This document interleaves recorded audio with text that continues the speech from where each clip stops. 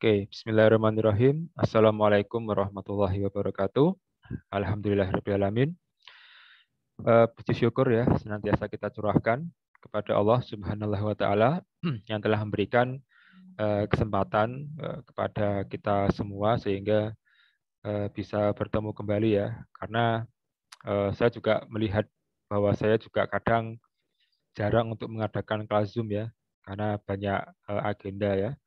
Bahkan mungkin pekan depan saya tidak bisa langsung Zoom ya, karena ada rapat koordinasi kurikulum tingkat universitas gitu. Nah, itu Kaprodi, kemudian Sekprodi itu ikut gitu ya. Ya, tapi nanti kita lihatlah kondisinya gimana.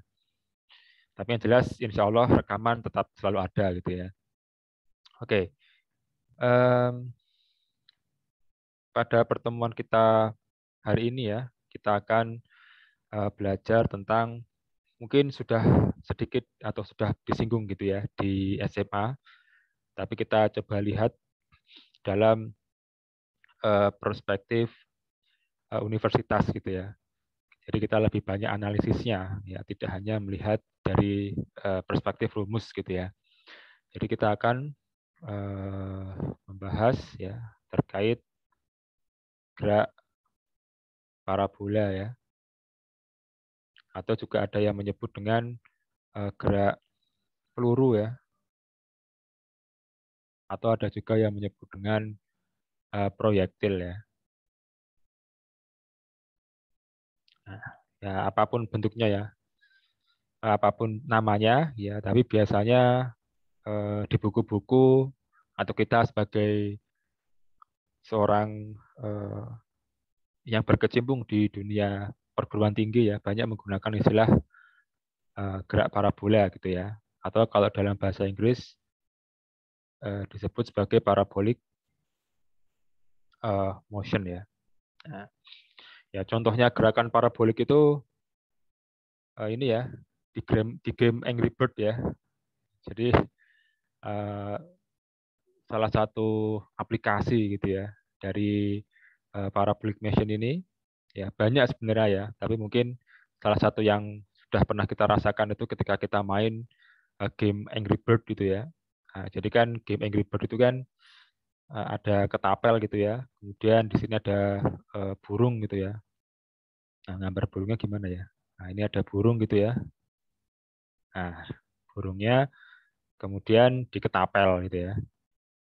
Di sini ada tanah, nah, kemudian di sini ada ya bangunan-bangunan. Nah, di sini ada babi gitu ya. Nah, ini anggap aja babi gitu ya.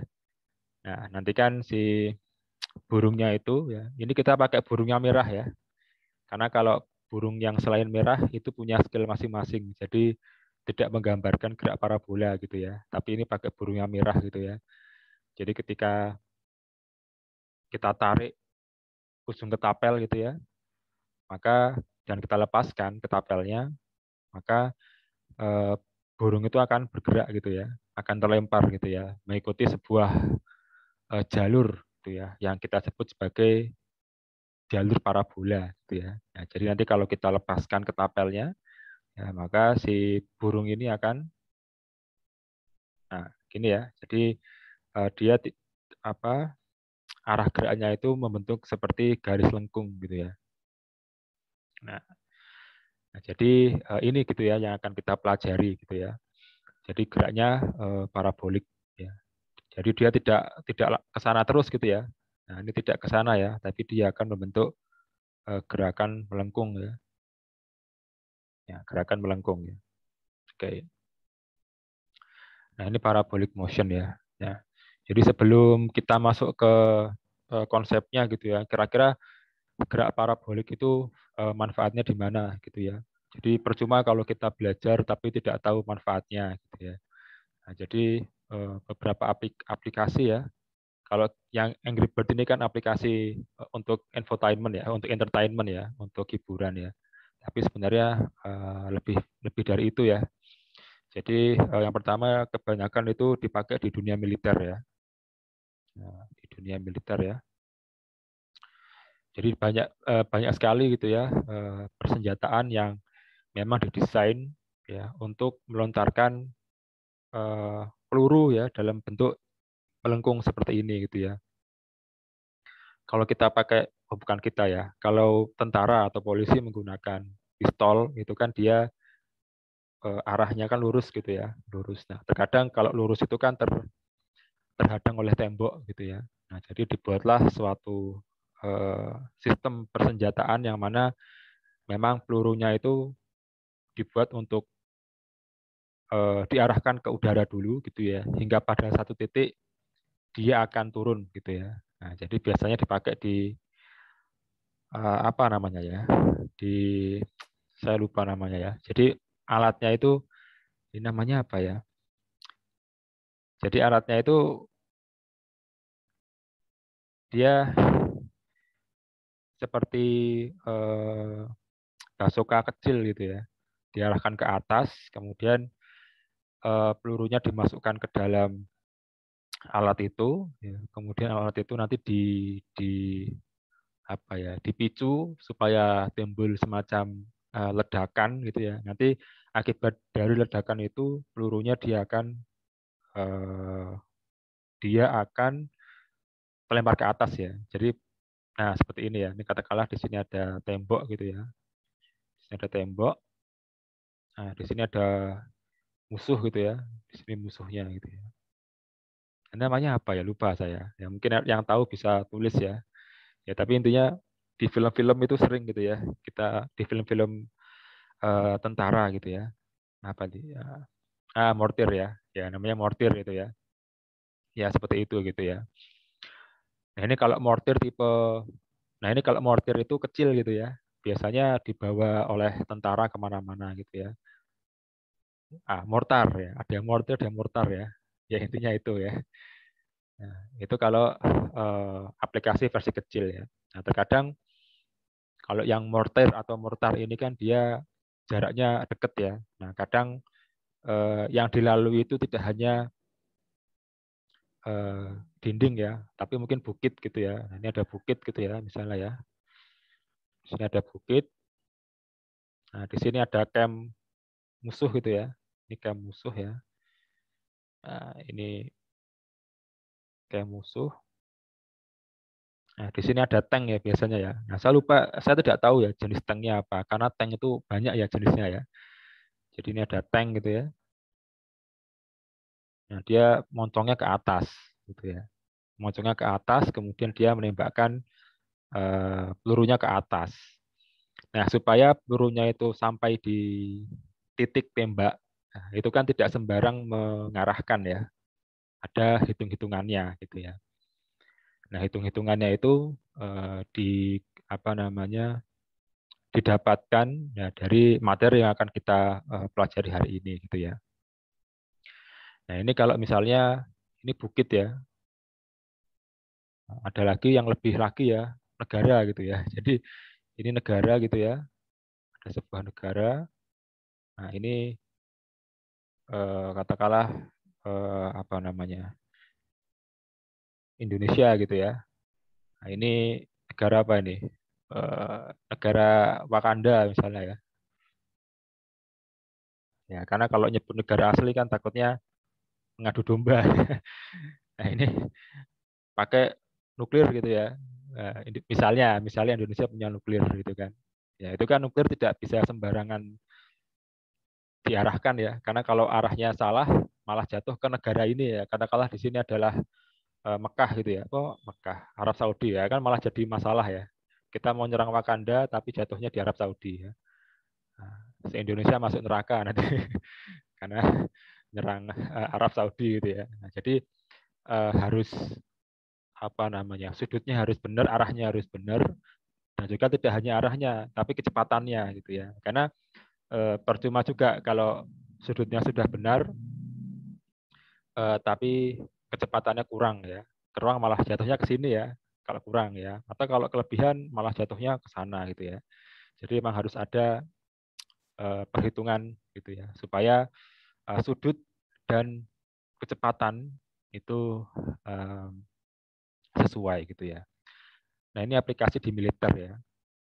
Nah, kemudian ada lagi aplikasi di mana ya? sedikit ya kalau nggak di militer ya, karena kebanyakan di militer gitu ya. Iya, gitu ya. Oh ya, masih di militer juga ya. Tidak hanya yang ada di tidak hanya senjata yang diletakkan di darat untuk menyerang darat ya. Nah, kadang kan juga ada tipe-tipe pesawat yang ya pesawat gitu ya, yang dia menjatuhkan misil ya. Jadi misalnya di sini adalah camp musuh gitu ya. Nah ini kan pesawat ini kan dia bergerak dengan kecepatan tertentu gitu ya, Vx gitu ya. Sehingga dia akan sehingga ketika dia melepaskan rudal ya, maka rudal itu juga punya kecepatan Vx ya. Kan dia sama gitu ya. Nah, nanti kan bisa diatur juga gitu ya, supaya ketika pesawat itu dia bergerak dengan kecepatan tertentu, maka ketika dia menjatuhkan misil itu, dia tepat jatuh ke sini gitu ya. Jadi pasti juga melepaskannya sebelum dia sampai di atas kemah atau perkemahan musuh ya. Karena kalau melepaskannya di atasnya kemah musuh pasti jatuhnya dia di sini ya. Kalau dia melepaskannya di sini jatuhnya di sini gitu ya. Nah, jadi harus ada perhitungannya. Ini kan juga mengikuti gerak parabola ya, dia melengkung gitu ya. Oke, mungkin akan saya lebih perjelas ya, melengkung. Nah, jadi memang banyak aplikasinya itu di dunia militer ya. Mungkin kalau di dunia tidak militer ada ya, tapi nggak tahu ya. Atau mungkin anu ya, orang melemparkan bola basket supaya dia masuk ke keranjang gitu ya. Nah, tapi biasanya kalau melemparkan bola basket nggak pakai hitungan ya, makanya feeling gitu ya. Ya, tapi kalau mau dihitung juga nggak apa-apa gitu ya. Ya, jadi ini salah satu aplikasi ya di dunia militer gitu. Oke,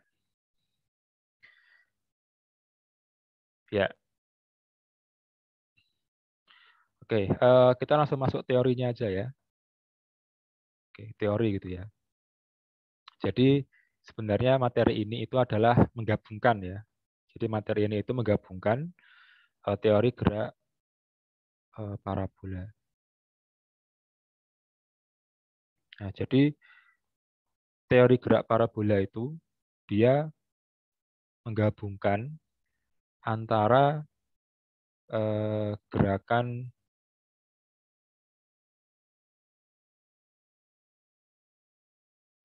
gerakan vertikal dan gerakan horizontal ya. Nah, gerakan vertikal dan gerakan horizontal ini kan sudah kita pelajari di UTS sebelumnya gitu ya. Jadi pemahaman terhadap vertikal dan horizontal itu harus sudah paham dulu gitu ya. Sebelum kita masuk ke sini gitu ya. Tapi insya Allah sudah banyak paham ya. Karena kalau saya lihat UTS-nya kemarin bagus-bagus ya. Ya semoga mengerjakannya sendiri. Gitu ya. Ya, jadi gerakan vertikal dan gerakan horizontal gitu ya. Nah, jadi kalau misalnya eh, nah misalnya gini ya.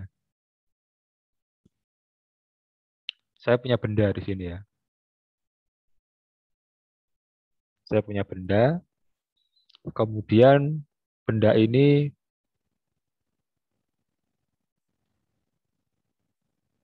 saya tarik ke kanan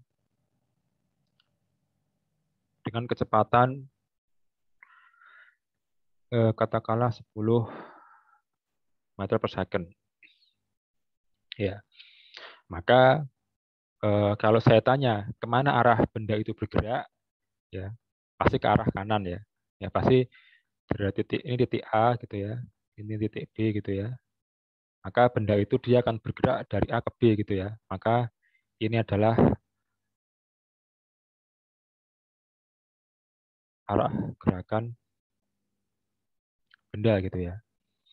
Nah, ini tidak perlu pakai hitungan, logika kita mengatakan seperti itu gitu ya. Nah, kemudian misalnya gitu ya. Misalnya yang kedua gitu ya. Saya memiliki benda ya. Ini benda satu gitu ya. Nah, yang ini benda dua.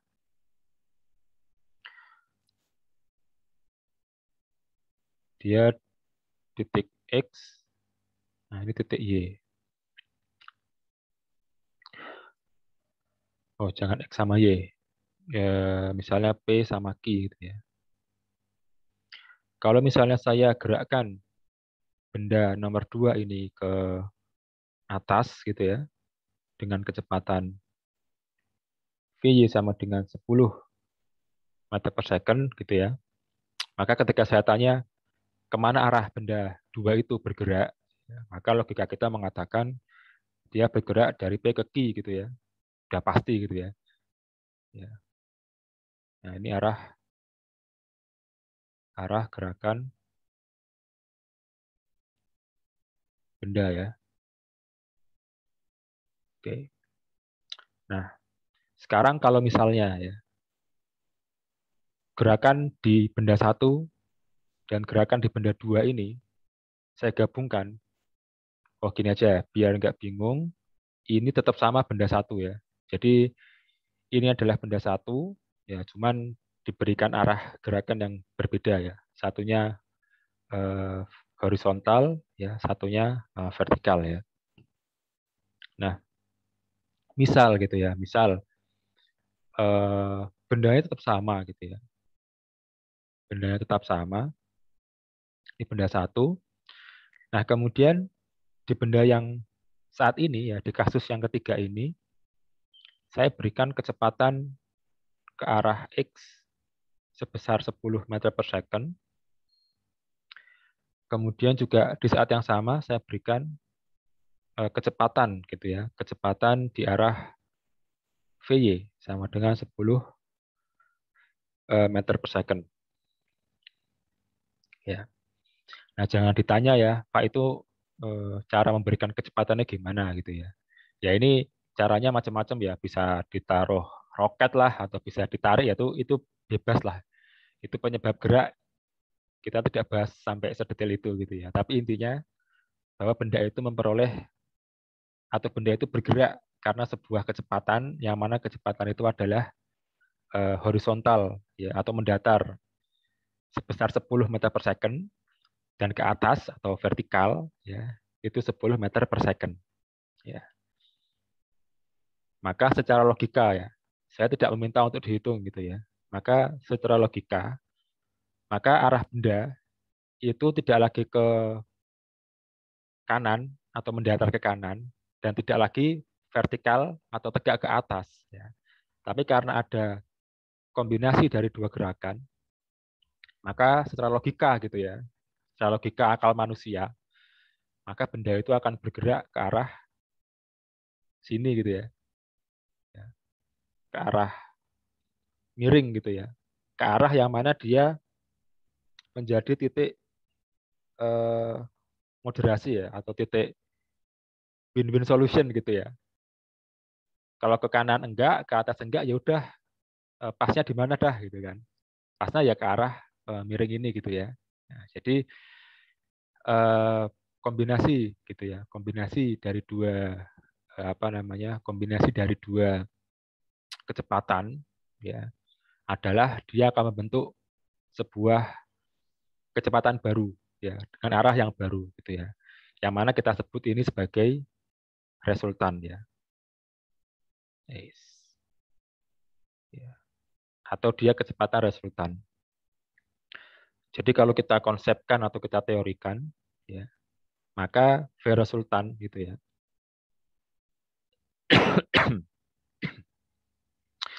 Maka V resultan ya adalah hasil penjumlahan atau kombinasi ya.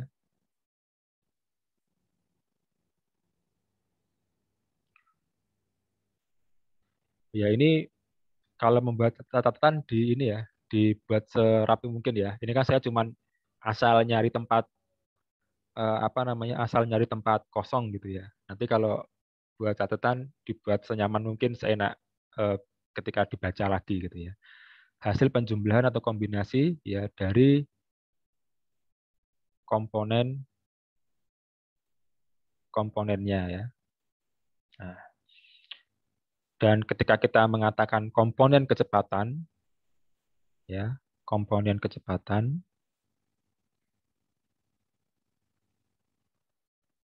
maka nanti akan ada komponen di X dan komponen di sumbu Y gitu ya.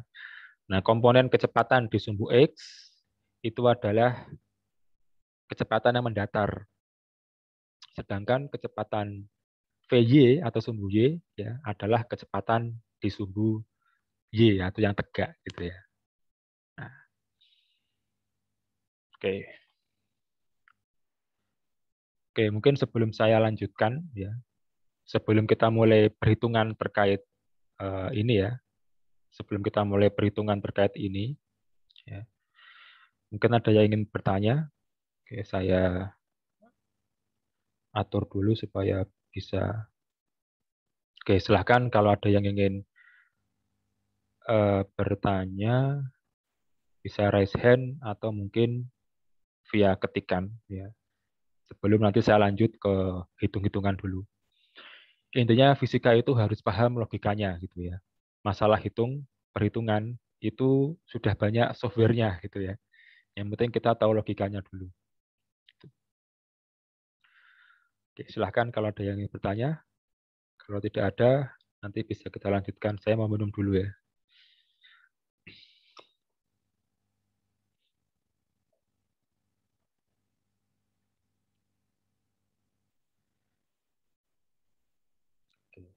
Sepertinya tidak ada ya.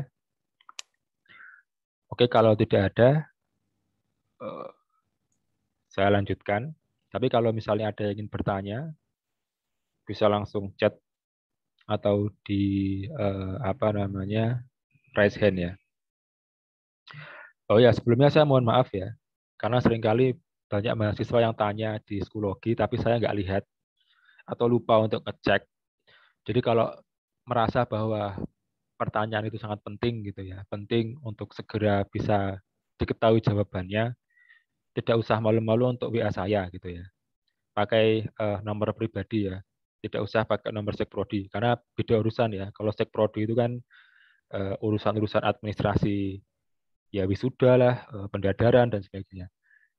Tapi kalau untuk masalah apa mata kuliah ya, itu kan hubungan saya sebagai seorang dosen ya, bukan Sekprodi, itu bisa pakai nomor WA pribadi saya. Karena beberapa sudah ada yang seperti itu ya. Kemarin sebelum ujian itu banyak yang nanya gitu ya. Terkait konsep ya nggak apa-apa gitu ya. Selama tidak merujuk pada jawaban ketika UTS ya tidak masalah gitu. Oke ya, kita lanjutkan terkait konsep ini tadi ya. Kalau kita mulai perhitungan gitu ya. Oke. Ya, saya pakai halaman baru ya. Ya, jadi tadi ya di sini ada benda gitu ya.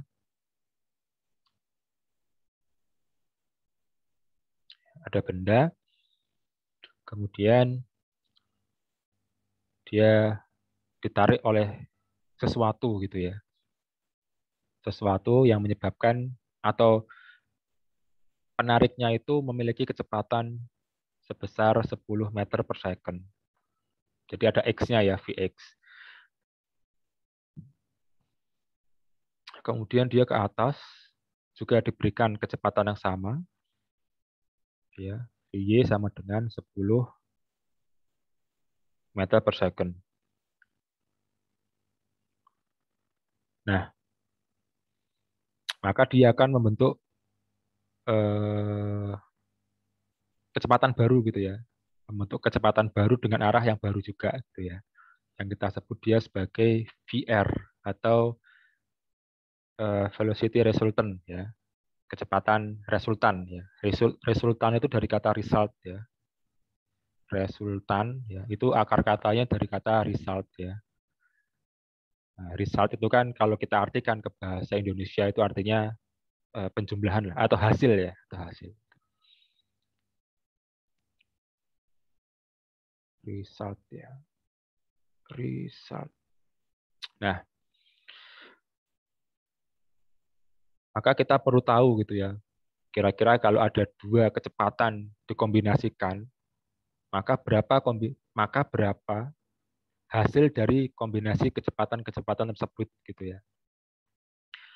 Nah, untuk mengetahui berapa besar VR ya, karena VR ini kita tidak tahu ya besarnya berapa, maka kita perlu menjalankan perhitungan menggunakan teorema Pythagoras ya.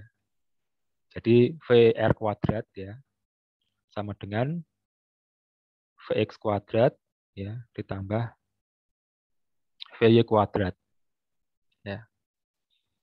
Nah, ini insya Allah sudah pada tahu ya tentang teorema Pythagoras ya.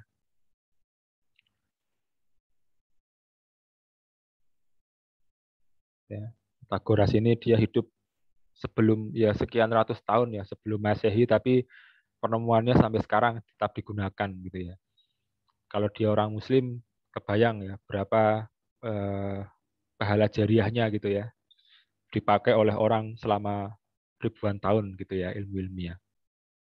Oke, dan teorema Pythagoras ini ya hanya bisa dipakai ya, ketika kecepatan di sumbu X dan sumbu Y itu membentuk sudut 90 derajat. Ya. Ini kalau misalnya saya gambar lebih simpel lagi ya, dengan menganggap kotaknya adalah sebuah titik gitu ya. Nah, ini bisa titik gitu ya. Maka kan dia kecepatannya seperti ini ya. Ini VY, kemudian ini adalah Vx ya. Nah, ini kan, oh ya, nggak stabil ya. Oke.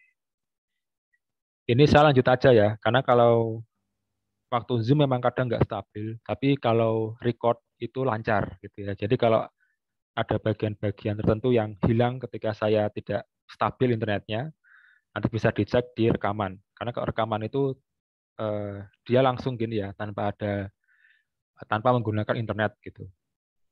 Nah, ini kan sudutnya 90 derajat ya. Jadi teorema Pythagoras ini hanya berfungsi atau hanya bisa kita aplikasikan ketika Vx dan Vy itu dia membentuk sudut 90 derajat.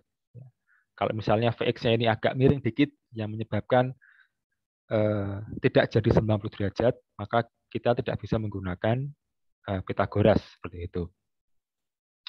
Nah, kita langsung masukkan aja ya. Jadi Vx sama dengan di sini Vx itu 10 ya. 10 derajat 10 kuadrat ditambah Vy ya. Vy adalah 10 kuadrat ya.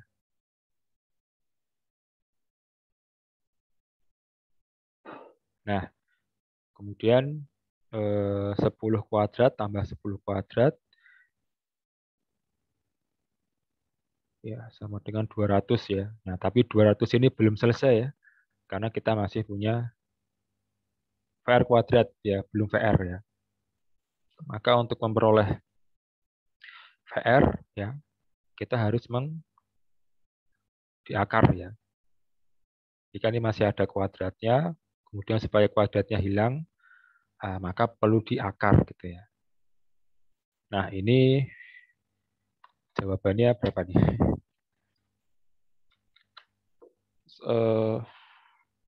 Akar 200 ya. Ini kalau kita pakai kalkulator ya, dapatnya 14,14 ya, meter per second gitu ya. Nah, jadi ini adalah kecepatan hasil ya dari kombinasi gitu ya. Kombinasi ketika ada kecepatan mendatar itu 10 meter per second dan kecepatan vertikalnya itu juga 10 meter per second ya. Jadi VR-nya ini adalah 14,14 meter per second gitu ya.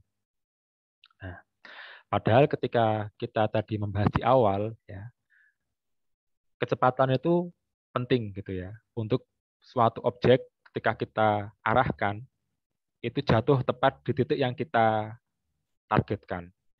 Tapi tidak hanya kecepatan gitu ya. Tapi arah itu juga penting gitu ya. Arah itu juga penting. Sehingga setelah kita tahu ya, setelah kita tahu kecepatan atau besarnya kecepatan di resultan ini, maka kita juga perlu wajib tahu arahnya itu gimana ya. Karena kan kita juga harus tahu ya arahnya seberapa gitu ya. Walaupun secara logika gitu ya, kita sebenarnya sudah bisa menebak gitu ya. Kalau ke kanannya 10, ke atasnya 10, yang artinya kanan dan kiri, kanan dan atas itu juga sama, pasti VR-nya ini ada di tengah-tengah gitu ya. Nah, tengah-tengah dari sudut 90 derajat, itu kan 45 derajat ya. Jadi kan gini ya, ini kan sama-sama ya besarnya ya. Jadi kan dia arahnya akan di tengah-tengah gini ya. Yang mana ini pasti 45 derajat, karena dia di tengah-tengah gitu ya. Ya, tapi kan itu logika ya. Sekarang kita buktikan apakah logika itu benar gitu ya. Nah, caranya bagaimana? Ya. Nah, ini mungkin hal yang baru pertama kali dilihat di kampus ya. Kalau tadi kan mungkin sudah pernah dibahas sedikit atau banyak di SMA atau di SMK gitu ya. Nah, sekarang ketika kita ingin mencari arah gitu ya, mencari arah ya, kita menggunakan prinsip trigonometri ya. Tapi saya tidak akan membahas panjang lebar karena trigonometri itu akan ada mata kuliahnya sendiri ya. Entah di kalkulus atau di kalkulus lanjut. Tapi saya mungkin akan mengambil salah satu dari sekian banyak konsep yang akan nanti dipelajari di kalkulus atau kalkulus lanjut gitu ya. Jadi ada namanya ARCES ya, mencari arah. Jadi ada namanya ARCES titik gitu ya, tangen ya, y dibagi x gitu ya. Nah, ini bukan rumus ya, ini bukan rumus ya. Tapi adalah sesuatu yang bisa kita pencet di kalkulator saintifik gitu ya. Karena di kalkulator saintifik itu ada ARCES gitu ya. Jadi maksudnya gimana gitu ya? Maksudnya gimana? Oke, saya akan coba demonstrasikan terlebih dahulu. Nanti kalau misalnya ada yang bingung, coba kita ulangi gitu ya. Ya. Jadi Arkestan ini nganu ya. Ini bukan rumus ya, tapi dia seperti kalau kita jadi ini ada operasi matematika ya, operasi matematika. Kalau kita ambil kalkulator yang sederhana, itu kan ada plus gitu ya, ada minus, ada bagi, ada kali. Maka Arkestan ya, itu juga sama seperti ini gitu ya.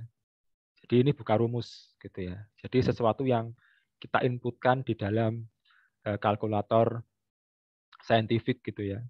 Sehingga saya sarankan gitu ya bagi mahasiswa yang belum memiliki kalkulator saintifik ya segera beli gitu ya.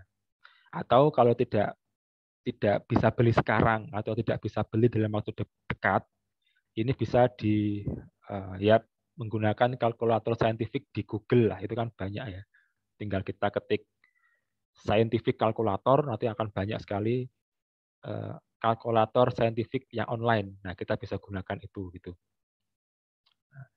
Nah, caranya bagaimana ya menggunakan ini ya? Jadi kan kita ingin tahu gitu ya. Kita menggunakan kasus ini gitu ya. Kita ingin tahu sudut yang dibentuk gitu ya. Sudut yang dibentuk antara resultan atau kecepatan resultan ini dengan garis horizontalnya atau dengan garis mendatarnya. Gitu ya. Jadi kan kita ingin tahu sudut ini berapa ya. Sudut itu banyak yang menggunakan theta ya. Tapi beda-beda ya. Ada yang menggunakan theta, ada yang alfa gitu ya, ada yang beta ya. Nanti ikut soalnya ya. Jadi simbol itu bisa banyak ya. Nah kemarin ketika waktu mau ujian ada mahasiswa yang tanya, Pak, saya apa namanya lebih paham kalau misalnya kan ada rumus ini ya, X sama dengan V0 VOX T plus setengah AT kuadrat ya. Nah, dia itu lebih nyamannya ketika X-nya diganti dengan S gitu ya. Terus V0X-nya tidak V0X tapi hanya VO gitu ya. Ya saya katakan nggak apa-apa gitu ya. Itu kan hanya simbol ya. Jadi tidak perlu membatasi diri dengan mengikuti simbol-simbol yang saya ajarkan. Simbol itu kan simbol gitu ya. Setiap orang bisa pakai simbolnya masing-masing. Nah, cuman yang perlu saya tekankan, nanti ketika tugas akhir, simbol-simbol itu perlu dijelaskan. Kadang saya melihat ada mahasiswa yang menggunakan theta untuk sudut, ada yang menggunakan alfa untuk sudut, tidak masalah. Ya, tapi harus dijelaskan di apa namanya halaman Romawi ya, halaman Romawi yang mana mengatakan bahwasannya theta adalah simbol dari sudut gitu ya. Nah itu nggak masalah. Oke, kita lanjut ya.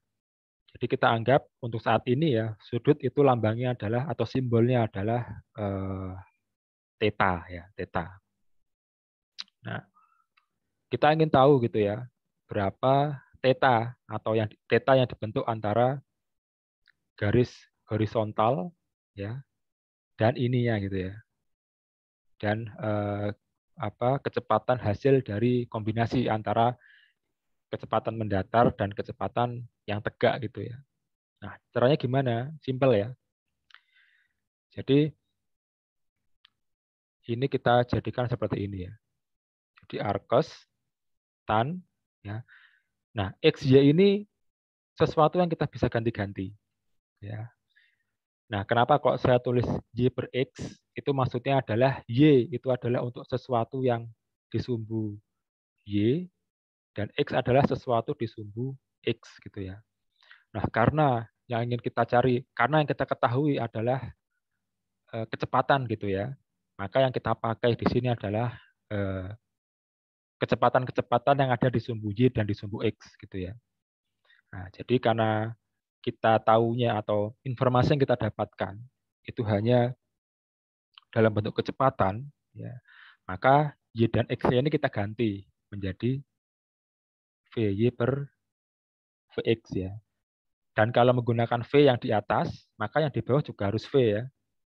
Jadi harus senada ya. Kalau yang dibandingkan adalah kecepatan, maka yang atas dan yang bawah adalah kecepatan. Jika yang dibandingkan adalah perpindahan yang di atas, maka yang di bawah juga ada perpindahan gitu ya. Nah, sekarang kita langsung masukkan aja gitu ya. Arcos tan ya. VY-nya berapa ini? VY-nya 10 ya. 10 dibagi Vx-nya juga 10 ya. 10 ya. Nah, berarti sama dengan arcos tan 10 bagi 10 1 gitu ya. Nah, di kalkulator itu beda-beda settingnya gitu ya. Nah, saya menggunakan Casio. Kalau Casio itu dia tidak ada arcstan, adanya malah ini ya, adanya malah tan min 1, tan angkat min 1 gitu ya. Nah, ini beda-beda ya. Kalau beli Casio seperti ini, kalau beli yang lain seperti itu gitu ya.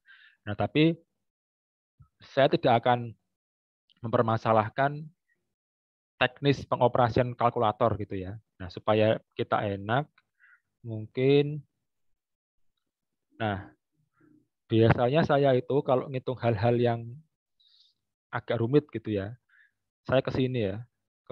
Ini cuma beberapa ya, Simbolab ini ya, Math Solver gitu ya. Nah, ini kalau beli yang pro, kita memasukkan soal apapun, itu nanti akan ada kunci jawaban dan langkah penyelesaiannya gitu. Jadi kalau misalnya, tapi yang pro ya, karena kalau yang tidak pro itu hanya hasilnya gitu ya. Nah, ini cukup bagus untuk belajar gitu ya. Apalagi yang kalkulus itu bagus bisa buat belajar. Tapi kalau misalnya mau sampai buat kerjakan ujian, ya saya walau alam ya. Itu apa risiko masing-masing gitu ya. Nah, ini tinggal saya ketik aja ya. Arkes. Nah, ini ya, sudah ada ya. Arkes tan gitu ya. Tan 1 ya. Karena kan di sini kan Arkes tan 1 ya. Nah, Arkes tan 1 itu jawabannya adalah 45 gitu ya. Kita ambil yang degree ya. Kelihatan nggak ini? Kelihatan ya. Degree ya, 45 gitu ya.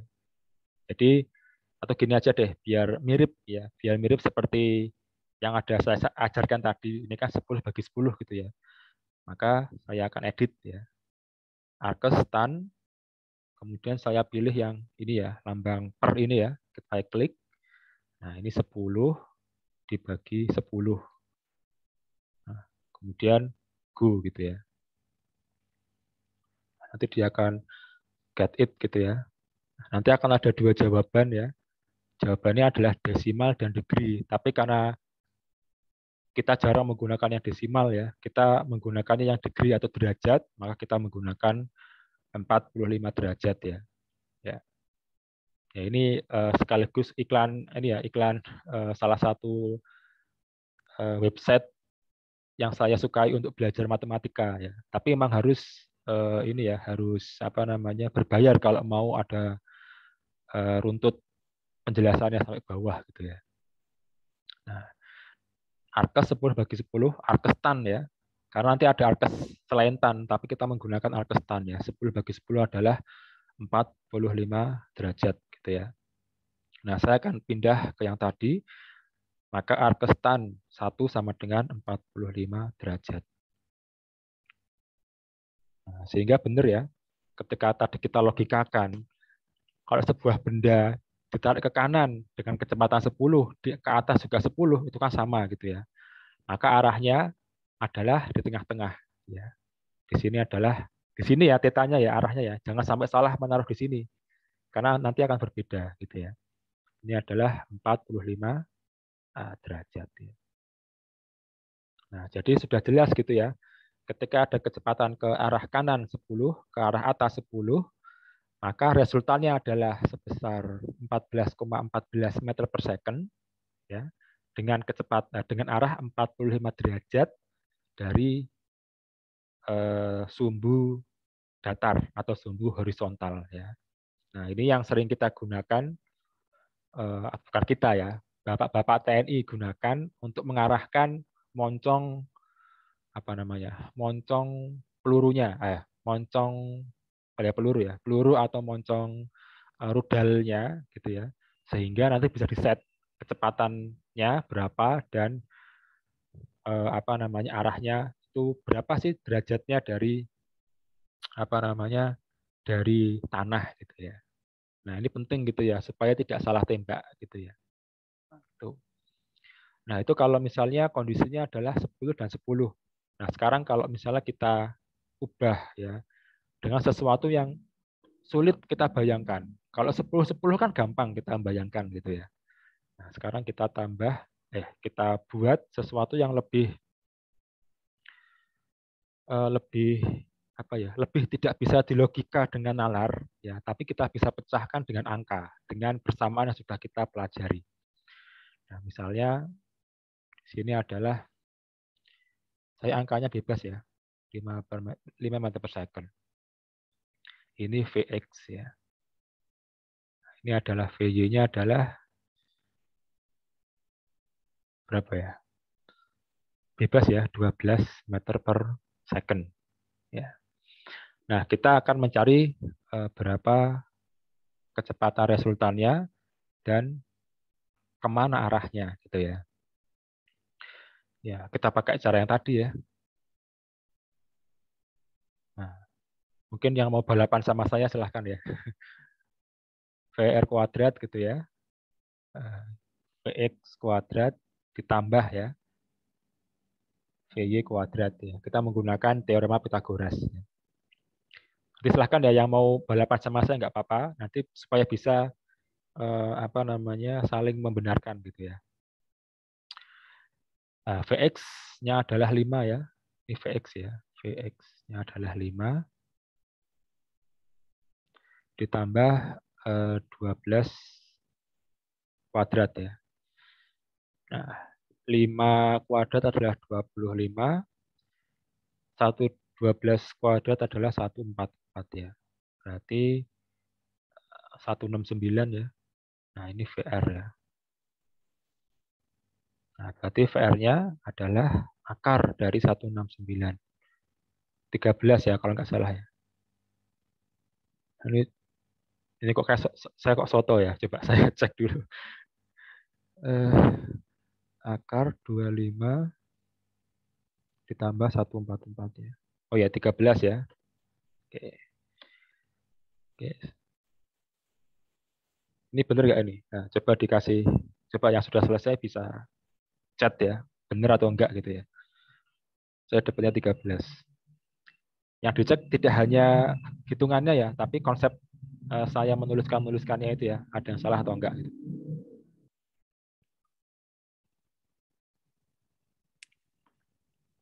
Oke, benar ya, insya Allah benar ya. Oke, saya mendapatkan ya kecepatan resultan kombinasi dari yang ke atas dan yang ke samping itu adalah 13 meter per second gitu ya. Nah, sekarang kita sudah dapat resultannya. Nah, tapi jangan lupa pasti akan ditanyakan arahnya juga gitu ya. Karena nggak mungkin dia apa menyelesaikan masalah gerakan parabola itu tidak menanyakan arah, itu tidak mungkin gitu ya. Nah, kemudian kita akan mencari arahnya ya, mencari arah gitu ya. Nah, pakai Arcus tan ya. Saya tulis Y per X gitu ya, biar saya nggak salah tulis juga. Nah, kemudian menjadi Arcus tan VY per X ya. Tadi berapa VY? Oh ya. Arcos tan VY-nya adalah 12 ya. VY-nya adalah 12, VX-nya adalah 5 ya. Nah, ini berapa gitu ya. Nah, ini langsung saya hitung menggunakan tadi ya, website Simbolab ya. Tapi bebas ya, nggak harus ke Simbolab karena macam-macam yang enak gitu ya. Tapi kalau saya lebih enak ini gitu ya, karena kita bisa ngetik gitu ya. Tadi 12 dibagi 5 ya. Go. Nah, langsung dapat ya. Degree-nya adalah 67,38 derajat gitu ya. 67,38 ya. Berarti 67,38, jangan lupa satuannya derajat gitu ya. Nah, berarti gitu ya. Ini kan sudut dari horizontal ya. Nah, sehingga kalau minta digambarkan ulang gitu ya. Jadi misalnya saya menggambarkan ulang ini ya, maka yang jadi adalah seperti ini. Itu ya. Ini ke arah PX ya. Tadi adalah berapa? 5 gitu ya. Yang ke atas. Ini walaupun saya gambarnya agak miring ya, tapi ini maksudnya dia tegak lurus gitu ya. Membentuk sudut 90 derajat antara VY dan VX. Ini 12 meter per second gitu ya. Nah, berarti arah gabungan dari dua kecepatan ini ya, ya, adalah ini gitu ya. Ya ini saya ngira-ngira ya, tapi kalau mau yang benar ya digambar gitu ya, di kertas kotak-kotak, kemudian menggunakan busur gitu ya, busur sudut gitu ya. Nah, jadi nanti dia akan seperti ini ya. Nah, ini misalnya saya lanjutkan gitu ya sampai menemukan titik. Nah, dia akan seperti ini gitu ya. Ini tidak mempresentasikan hasil sesungguhnya ya. Nah, maksudnya gambar saya itu tidak tidak sesuai nyatanya, tapi setidaknya kayak gini gitu ya. Karena kalau mau nyata, yang gambarnya itu harus di kotak gambar itu, di kertas kotak-kotak itu ya. Jadi ini kecepatan resultannya adalah berapa tadi? 13 ya, meter per second gitu ya. Nah, arahnya kemana? Nah, ini ya arahnya ya. Ini ada theta di sini, 67,38 derajat gitu ya. Nah, jadi dia arahnya agak agak agak agak tegak gitu ya. Karena ya kenapa? Karena yang ke atas atau kecepatan yang tegak itu lebih besar daripada kecepatan yang di mendatar, sehingga dia arahnya lebih condong menuju tegak gitu ya. Nah, menuju tegak. Oke. Ya, jadi itu ya cara bagaimana kita bisa mengkombinasikan ya antara kecepatan yang mendatar dan kecepatan yang tegak gitu ya. Bisa menemukan resultannya ya. Kemudian juga kita bisa menemukan arahnya gitu ya. Gitu ya. Oke. Nah, setelah ini ya kita akan dibalik gitu ya. Kalau tadi kan yang Vx dan Vy diketahui, kemudian dicari resultannya berapa, arahnya kemana. Nah, sekarang diganti gitu ya. Nanti kita akan belajar sudah diketahui resultannya dan sudah diketahui arahnya, tapi kita tidak tahu ya. Kita tidak tahu kemana yang berapa yang mendatar dan berapa yang tegak gitu ya. Oke, tapi sebelum itu mungkin saya akan buka sesi tanya jawab dulu ya. Oke, saya atur dulu ya. Oke, silahkan jika ada yang ingin eh, apa namanya bertanya gitu ya. Jika ada yang ingin bertanya atau mempertanyakan, gitu, silahkan. Bebas ya, mau raise hand atau mau ngetik, silahkan.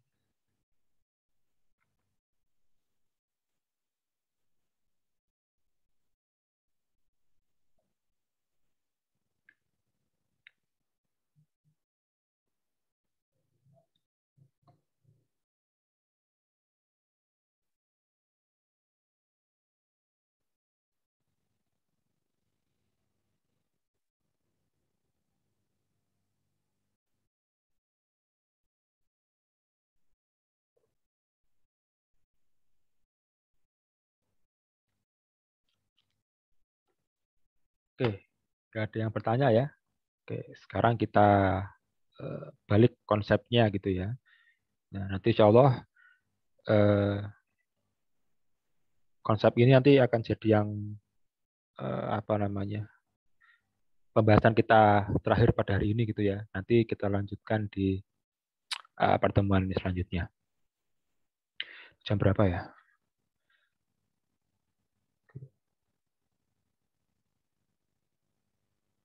9.32. Oke. Saya udah mulai ini pusing ya. Oke. Oh, saya tak cuci muka dulu bentar ya. Saya pause record dulu. Oke. Iya, kita lanjutkan ya. Nah, sekarang kita balik ya. Tadi kan kita sudah tahu gitu ya. Apa namanya? Diketahui komponen-komponennya gitu ya. Nah, jadi dalam sebuah sistem seperti ini gitu ya, ketika ada kecepatan yang tegak, kemudian ada kecepatan yang horizontal gitu ya, maka yang putih berwarna putih ini dia adalah resultan ya. Sedangkan nah, jadi VR bentar. Jadi VR itu adalah resultan ya atau hasil kombinasi, sementara Vx dan Vy ya itu adalah